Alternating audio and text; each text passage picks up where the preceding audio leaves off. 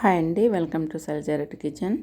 ఈరోజు పెరుగు పులుసు చేస్తున్నాను. పెరుగు పులుసు అయితే సమ్మర్లో చాలా తంపుగా చాలా బాగుంటుంది, కమ్మగా చేసుకోవచ్చు. ఇలా చూడండి, పెరుగుని 1 కప్పు తీసుకోవాలి. ఈ పెరుగుని గడ్డలు లేకుండా గిలకొట్టుకోవాలి, స్మూత్గా చేసుకోవాలి. పెరుగుని ఈ విధంగా చిలుక్కుంటే స్మూత్గా అయిపోతుంది పెరుగు. ఇలా చేసుకుని పక్కన పెట్టుకోవాలి పెరుగుని. ఈ మజ్జిగ పులుసు పులుపు కావాలంటే కొద్దిగా పులుపున్న పెరుగు తీసుకోవాలి, కమ్మగా కావాలంటే కొద్దిగా కమ్మగా ఉన్న పెరుగు తీసుకోవాలి.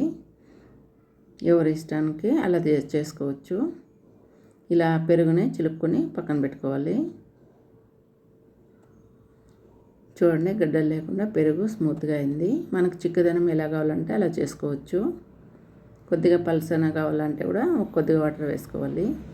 ఇప్పుడు ఒక మిక్సీ జార్లోకి ఒక 5 పచ్చిమిరపకాయలు, ఒక చిన్న ముక్క అల్లము, కొద్దిగా కరివేపాకు వేసుకొని మిక్సీ పట్టుకోవాలి బరగ్గా. పోతే రోట్లో కూడా దంచుకోవచ్చు కచ్చాపచ్చాగా. నేనైతే ఇలా బరగ్గా మిక్సీ పట్టుకున్నాను. ఇలా మిక్సీ పట్టుకుంటే ఇలా పేస్ట్ అవుతుంది. ఈ పేస్ట్ అని తీసి పెరుగులోకి వేసుకొని మిక్స్ చేసేసుకోవాలి.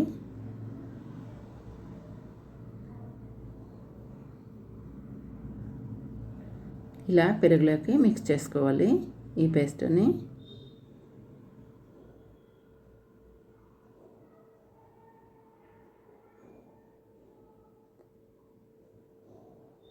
ఇలా పేస్ట్ అంతా వేసుకొని బాగా మిక్స్ చేసుకోవాలి. అందులోకి సాల్ట్ కొద్దిగా వేసుకోవాలి, రుచికి తగినంత సాల్ట్ వేసుకోవాలి. అలాగే పసుపు పొడి కూడా వేసుకోవాలి కొద్దిగా.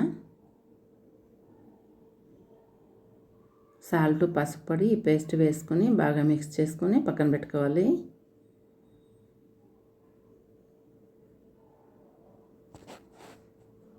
ఇప్పుడు సాల్ట్ వేసుకుంటున్నాను.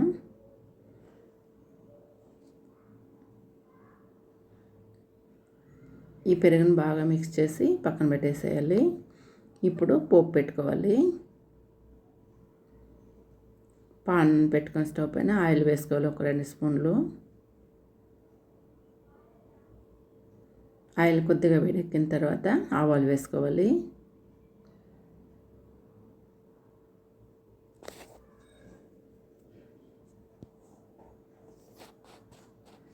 అందులోకి జీలకర్ర, పప్పులు వేసుకోవాలి.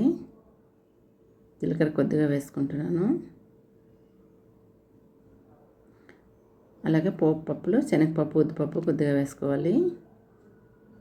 ఎండుమిరపకాయలు ఒక 2 తుంచేసుకోవాలి. ఇవి బాగా చిటపటమనాలి.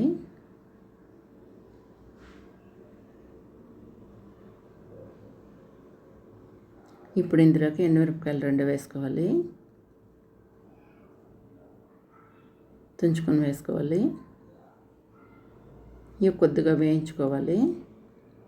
ఇందులోకి కరివేపాకు వేసుకోవాలి. ఇప్పుడు ఇవన్నీ వేగిన తర్వాత ఆనియన్స్ లాస్ట్లో స్టవ్ ఆఫ్ చేసుకొని వేసుకోవాలి. ఆనియన్స్ వేగకుండా ఉంటే చాలా టేస్ట్గా ఉంటుంది పెరుగు చారులో. ఎక్కువ వేగకూడదు. చూడండి, లాస్ట్లో వేసుకొని ఒకసారి మిక్స్ చేసుకొని స్టవ్ ఆఫ్ చేసుకోవాలి. ఇప్పుడు స్టవ్ ఆఫ్ చేసుకుంటున్నాను నేను. ఇది కొద్దిగా చల్లగా అయిన తర్వాత ఇందులోకి పెరుగు కలుపుకున్నాం కదా, ఆ పెరుగు వేసుకోవాలి. ఇప్పుడు ఈ మజ్జిగని ఇందులోకి వేసేసుకొని మిక్స్ చేసుకోవాలి బాగా. స్టవ్ ఆఫ్ చేసుకున్న తర్వాతే మజ్జిగ ఇలా వేసుకోవాలి. ఇప్పుడు ఈ మజ్జిగని బాగా మిక్స్ చేసుకొని ఇంకొక గిన్నెలోకి ఇలా మార్చుకోవాలి. చూడండి ఎంత బాగుందో మజ్జిగ పులుసు, చాలా టేస్టీగా ఉంటుంది. ఇలా చేసుకుంటే ఈజీగా కూడా అయిపోతుంది. మన కూరలు ఏమి లేనప్పుడైతే చాలా ఈజీగా చేసుకోవచ్చు. ఇలా టేస్ట్ అయితే సూపర్గా ఉంటుంది. ఒకసారి ట్రై చేయండి, చాలా బాగుంటుంది. సమ్మర్లో అయితే తంపుగా చాలా బాగుంటుంది. ఈ వీడియో మీకు నచ్చితే లైక్ చేయండి, షేర్ చేయండి, సబ్స్క్రైబ్ చేసుకోండి. థ్యాంక్ యూ అండి ఈ వీడియో చూసినందుకు. చాలా బాగుంటుందండి ఈ మజ్జిగ పులుసు అయితే ఇలా చేసుకుంటే.